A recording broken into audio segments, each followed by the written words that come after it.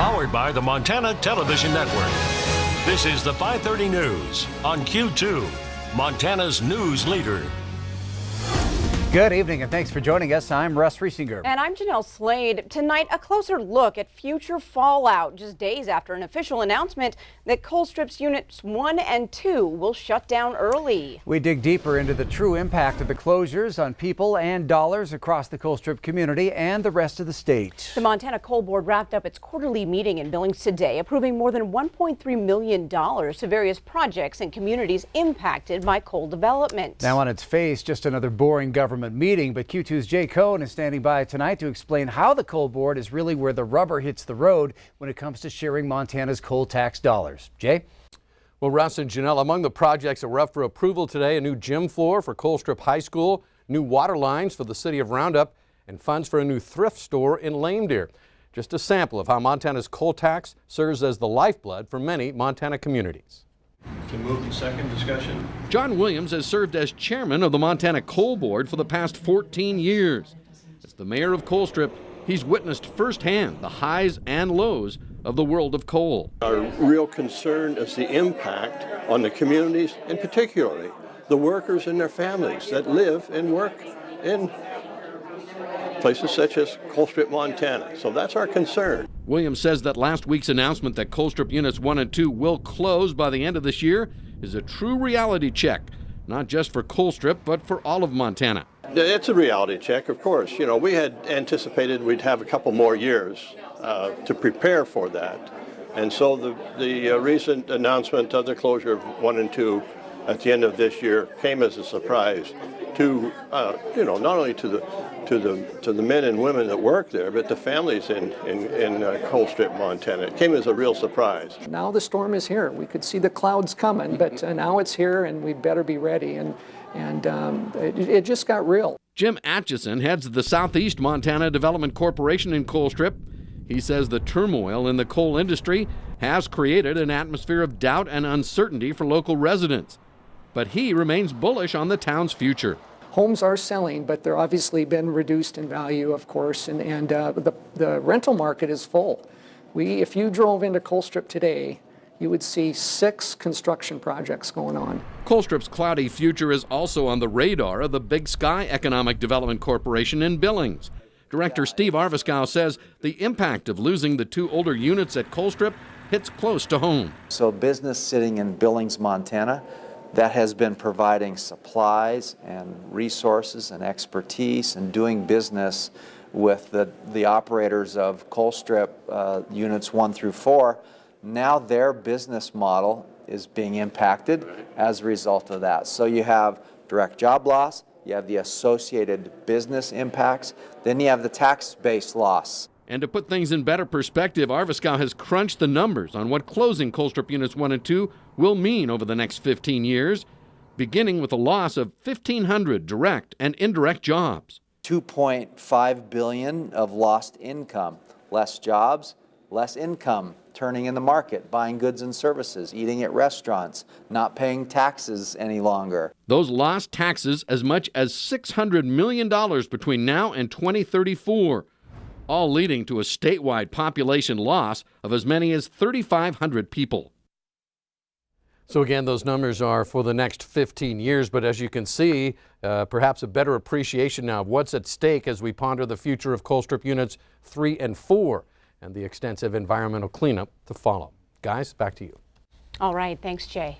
11 Republican state senators from Oregon are in hiding tonight, and some believed to be out of state to avoid a vote on a carbon cap and spend bill. And earlier today, Oregon's Democratic Governor Kate Brown dispatched state troopers to find them and bring them back.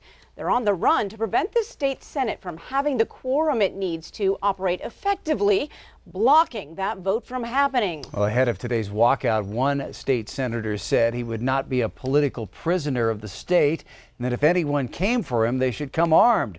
Currently, each missing lawmaker will be fined $500 per day. On the weather scene tonight, just one day before the official start of summer, Bob, I know you and Ed have been busy in the weather center today. We are seeing dark clouds, we are seeing rain, hail, and even snow. We could be talking about snow. That's right. Not so much for Billings, but pretty close to here. Let me show you what's happening out there right now. Here's a picture we got today from Tim McDonough. This shows the pea-size hail that fell in downtown Billings this afternoon. Now let me show you what else we have. This is a thunderstorm outlook for today. Notice in Billings, that's an increased risk of severe storms, that area in yellow. But not only that, now we also have a tornado outlook and a 5% chance for marginal risk of tornadoes in that area in red. That 5% risk of tornadoes means we could see tornadoes within a 25-mile radius, a 5% chance for that. Around that radius, we have like a 2% risk. But look, here's the big deal. The thunderstorms are starting to move into the area right now. I look at that stuff over there in Stillwater County, just next to Billings right now. That's our next storm. It's moving to the east at about 15 miles per hour. It does have half-inch size hail, but right now it still looks like it's kind of tracking up more towards a Broadview area. We'll pull back and show you we still have a lot of showers and thunderstorms across the eastern edge of the state to deal with. And not only that, we have a thunderstorm watch until 11 o'clock tonight for that same area.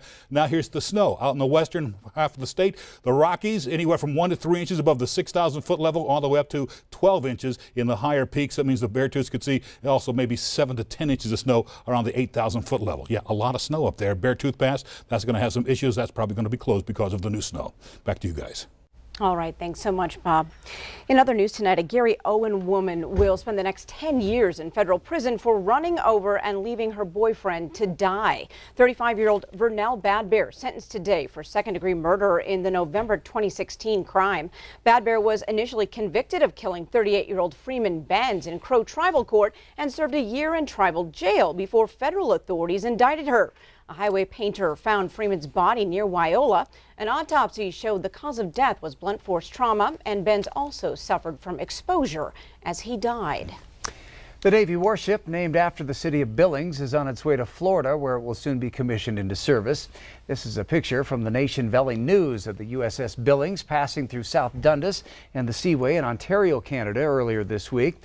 The littoral combat ship is one of the Navy's newest ships. It will eventually make its way to Key West, Florida, where it will be commissioned and officially put into service on August 3rd. A committee working on a ballot initiative to legalize recreational marijuana in Montana is asking for help. Coalition 406 has opened an online survey. It includes questions on issues like who should be allowed to buy or sell marijuana and how should recreational marijuana be taxed. Now, more than 300 people have already submitted responses.